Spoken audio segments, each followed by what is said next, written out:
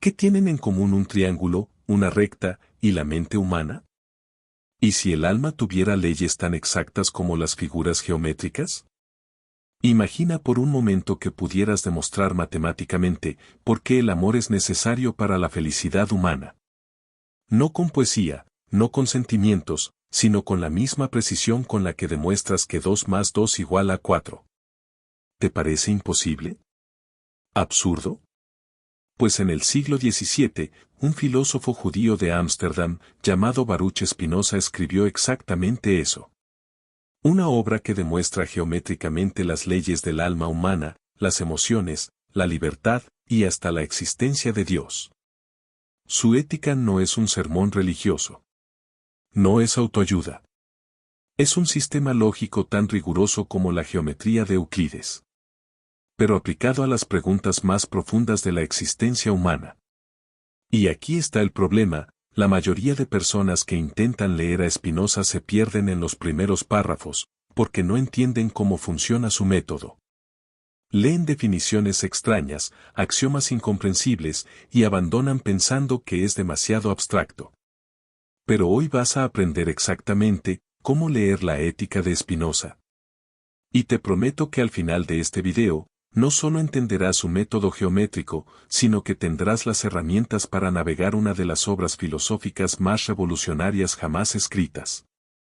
Porque resulta que Spinoza tenía razón en algo.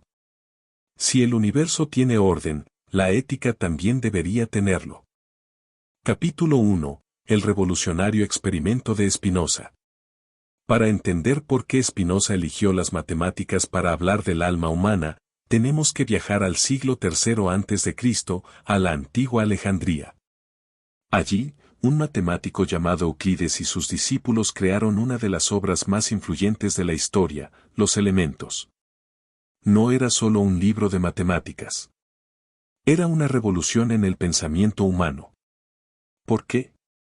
Porque Euclides demostró que se podía construir todo el conocimiento geométrico partiendo de unas pocas suposiciones básicas. Con solo unas definiciones simples y unos axiomas evidentes, podía demostrar verdades cada vez más complejas, como una cadena perfecta de razonamiento.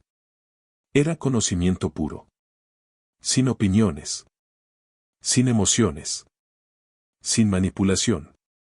Ahora imagínate a Spinoza, casi 2000 años después, leyendo a Euclides y pensando, ¿y si pudiera hacer lo mismo, pero no con triángulos y círculos, sino con Dios, el alma, las emociones y la libertad? Era una idea completamente loca para su época. En el siglo XVII, la filosofía y la teología estaban llenas de argumentos grandiosos pero sin pruebas sólidas. Los filósofos decían cosas como Dios es amor o el alma es inmortal, pero ¿cómo sabemos que es verdad? Spinoza pensó, ¿y si pudiera demostrarlo paso a paso, cómo se demuestra un teorema?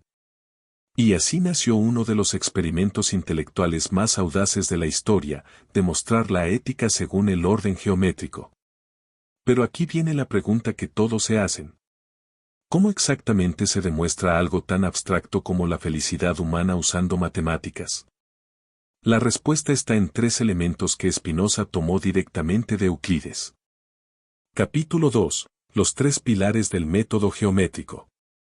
La estructura de la ética de Spinoza se basa en 3 tipos de elementos que funcionan como las piezas de un rompecabezas lógico perfecto. Primer pilar. Las definiciones. Una definición, para Spinoza, no es una opinión. No es una descripción poética. Es exactamente lo que vamos a entender por algo, sin ambigüedades. Piénsalo así: si yo digo, un perro es un animal bonito y fiel, eso es una opinión. Pero si digo un perro es un mamífero doméstico de la familia Canidae, eso es una definición precisa. En geometría decimos: un círculo es el conjunto de todos los puntos que están a la misma distancia de un punto central. Claro, preciso, sin emociones. Veamos 2 ejemplos de definiciones de Euclides. Un punto es lo que no tiene partes. Una línea es una longitud sin anchura. Spinoza hace lo mismo con conceptos filosóficos. Por ejemplo, cuando define a Dios, no dice Dios es amor o Dios es bueno. Dice exactamente: por Dios entiendo un ser absolutamente infinito, esto es, una sustancia que consta de infinitos atributos, cada uno de los cuales expresa una esencia eterna e infinita. ¿Ves la diferencia? Ahora, cada vez que Spinoza use la palabra Dios en su obra, sabremos exactamente a qué se refiere. No hay lugar para malentendidos. Segundo pilar. Los axiomas. Los axiomas son el sentido común de las matemáticas. Son ideas tan básicas, tan evidentes, que todos las aceptamos sin discusión. En geometría tenemos, actualmente, axiomas como: por dos puntos pasa una sola recta. El todo es mayor que cualquiera de sus partes. Las líneas rectas se pueden extender indefinidamente. Estos axiomas y muchos otros fueron establecidos por Euclides. Nadie los discute porque son obviamente verdaderos. Spinoza usa axiomas similares, pero para la filosofía. Por ejemplo, de una causa determinada se sigue necesariamente un efecto. Y, por el contrario, si no hay causa, no puede seguirse ningún efecto. Esto es básicamente el principio de causalidad. Si aceptamos que todo tiene una causa, entonces podemos empezar a razonar a partir de ahí. Otro axioma de Spinoza: todo lo que es, o es en sí, o es en otro. Suena abstracto, pero es la base de toda su filosofía: todo lo que existe o existe por sí mismo o depende de otra cosa. Tercer pilar. Las proposiciones. Aquí es donde la magia sucede. Las proposiciones son afirmaciones que Spinoza quiere demostrar, pero no las acepta simplemente porque suenan bien. Las demuestra usando únicamente las definiciones y axiomas que ya estableció. Veamos un ejemplo de proposición en geometría: la suma de los ángulos interiores de un triángulo es 180 grados. También propuesta por Euclides. No es obvia, pero se puede demostrar paso a paso, usando solo principios geométricos básicos. Al final de video, podrás ver la demostración, es decir, la proposición se convierte en teorema. Y entonces verás la verdad que representa. Spinoza hace lo mismo con ideas como Dios existe necesariamente. O la felicidad consiste en actuar según nuestra naturaleza propia. Cada proposición viene seguida de una demostración, donde Spinoza cita exactamente qué definición, qué axioma, o qué proposición anterior está usando. Es como seguir una receta. Cada paso se basa en el anterior. Déjame darte un ejemplo simple de cómo funciona esto en la práctica. ¿Quieres ver el método geométrico en acción, aplicado a la filosofía? Te voy a mostrar cómo Spinoza demostraría algo tan cotidiano como: actuar contra nuestra naturaleza nos hace infelices. Capítulo 3. El método en acción, ejemplo práctico. Vamos a hacer un ejercicio. Te voy a mostrar una mini demostración spinoziana sobre la felicidad. Presta atención a cómo cada paso se construye sobre el anterior. Definición. Felicidad es actuar según nuestra naturaleza propia. Axioma. Todos los seres buscan perseverar en su existencia. Proposición. Actuar contra nuestra naturaleza genera infelicidad. Demostración. Vamos a demostrar que la proposición es cierta. Por el axioma, todos buscamos perseverar en nuestra existencia. Por la definición, actuar según nuestra naturaleza es felicidad. Por tanto, actuar según nuestra naturaleza nos ayuda a perseverar. Luego, actuar contra nuestra naturaleza va contra nuestro impulso básico de perseverar. Por lo tanto, actuar contra nuestra naturaleza genera infelicidad. ¿Ves cómo funciona? Cada paso es inevitable si aceptas los anteriores. No hay lugar para opiniones o sentimientos. Es pura lógica. Esto es exactamente lo que hace Spinoza en la Ética, pero con muchísimo más detalle y rigor, demostrando ideas mucho más complejas y profundas. ¿Por qué esta estructura es tan poderosa? Piensa cómo construir un edificio. No puedes empezar por el techo, sin tener primero unos cimientos sólidos. El método geométrico es como construir un rascacielos del pensamiento. Las definiciones son los planos arquitectónicos. Los axiomas son los cimientos. Las proposiciones son cada piso que se va construyendo. Si alguna parte falla, todo el edificio se tambalea. Pero si está bien construido, es prácticamente indestructible. Spinoza no usó este método para impresionar o confundir. Lo usó porque quería crear argumentos que no dependieran de emociones, prejuicios o manipulación. Quería que cualquier persona inteligente pudiera verificar sus conclusiones paso a paso. Pero aquí viene la pregunta del millón. ¿Para qué sirve todo esto en la vida real? La respuesta te va a sorprender. Porque resulta que Spinoza no estaba jugando con abstracciones matemáticas. Estaba tratando de resolver el problema más práctico de todos. Cómo vivir sin miedo, sin culpa y sin ignorancia. Capítulo 4. El verdadero propósito del método. Aquí está la clave que la mayoría de comentaristas de Spinoza no entienden. Él no usó matemáticas por amor a las matemáticas. Las usó porque quería liberarnos. En la época de Spinoza, las personas vivían aterrorizadas por supersticiones, manipuladas por autoridades religiosas y esclavizadas por sus propias emociones descontroladas. Spinoza pensó, ¿y si pudiera mostrar, con la misma claridad de un teorema geométrico, cómo funciona realmente la mente humana? Su idea era revolucionaria. Si entendemos las causas exactas de nuestras emociones, podemos dejar de ser sus esclavos. Imagínate que tienes miedo a la oscuridad. Mientras no entiendas por qué tienes ese miedo, él te controlará.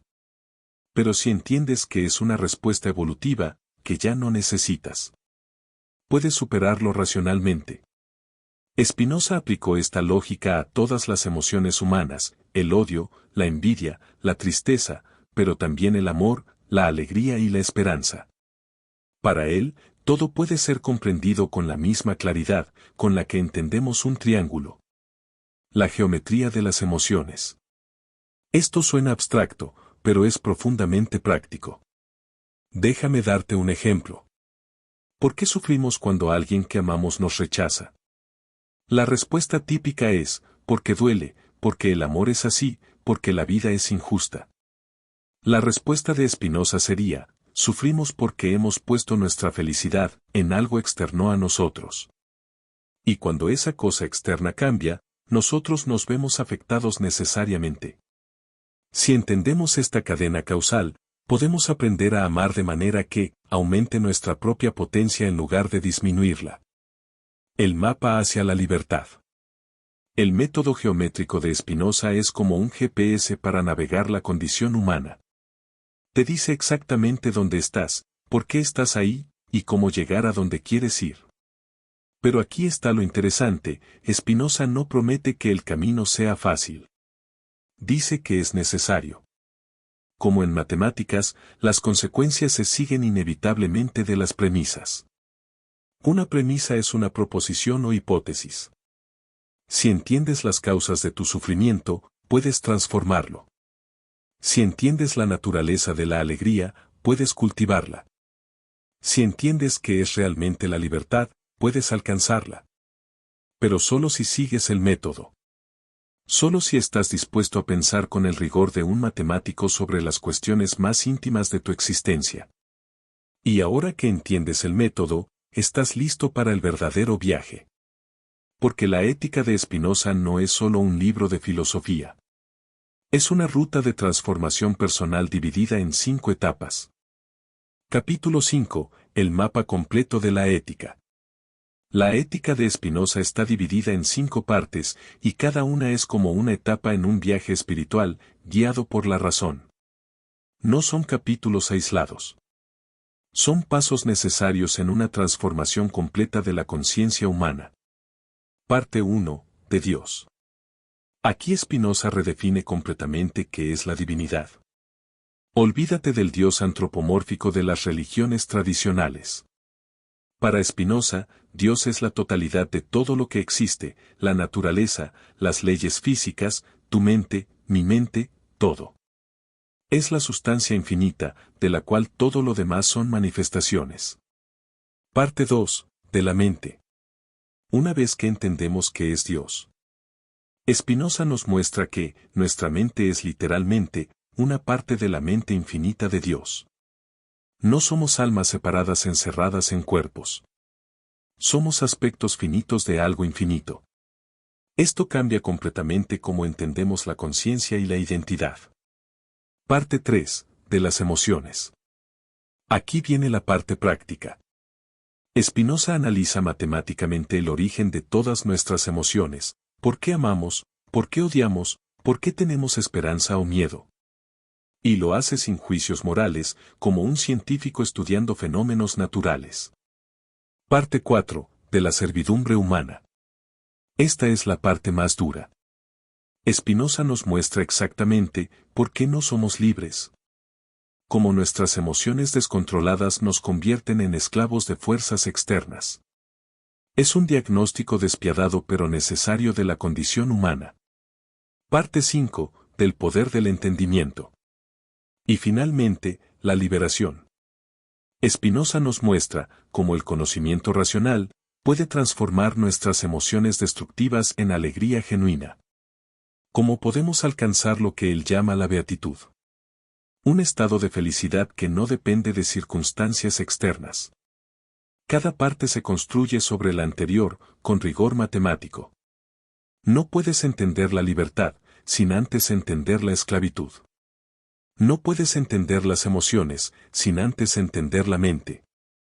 Y no puedes entender la mente, sin antes entender a Dios. Es un sistema completo, coherente y transformador. Permíteme cerrar con una reflexión que lo cambia todo. Spinoza quiso demostrar con geometría lo que otros intentaron enseñar con mitos y promesas. Una libertad no basada en la fe ciega, sino en la comprensión profunda. Una ética no impuesta por autoridades externas, sino descubierta por la razón humana. Y aquí está lo extraordinario, después de 350 años, su método sigue funcionando. Sus demostraciones siguen siendo válidas. Sus conclusiones siguen siendo liberadoras, para quienes tienen el coraje de seguir su razonamiento hasta el final. La próxima vez que veas un video de YouTube que dice Spinoza enseña que, tal cosa, pregúntate, ¿dónde está la demostración? ¿En qué definiciones se basa? ¿Puedo verificar este argumento paso a paso? Esa es la diferencia entre consumir contenido superficial y realmente entender a uno de los filósofos más rigurosos de la historia. Si estás listo para comenzar este viaje extraordinario, suscríbete a Pensamiento Ilustre. En el próximo episodio entraremos de lleno en la parte y de la ética de Dios, y si la divinidad fuera geometría pura. ¿O prefieres que comencemos en otra de las partes de la ética? Hazlo saber en los comentarios. Te prometo que será un viaje que transformará para siempre tu manera de entender la realidad, la conciencia y tu lugar en el universo. Porque como decía Spinoza, la verdad es su propio criterio. Y cuando la encuentras demostrada geométricamente, ya no puedes negarla. Esto es Pensamiento Ilustre. Nos vemos en el próximo episodio.